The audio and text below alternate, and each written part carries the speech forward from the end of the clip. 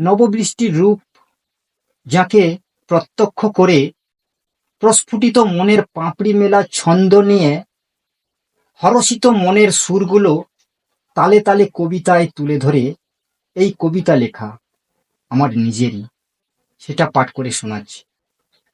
নববৃষ্টির ছন্দ। ঝিরি ঝিরি বৃষ্টি আসে, তিরি তিরি বাতাস বয়, উড়ু উড়ু মনটা মোদের উদাস মনে পাগল হয়। চিক চিক ওই বিজলি আকাশ, গুড় গুড় মেঘ বাজনা, মালিক জানে খুশির চাষা দিচ্ছে মোদের খাজনা।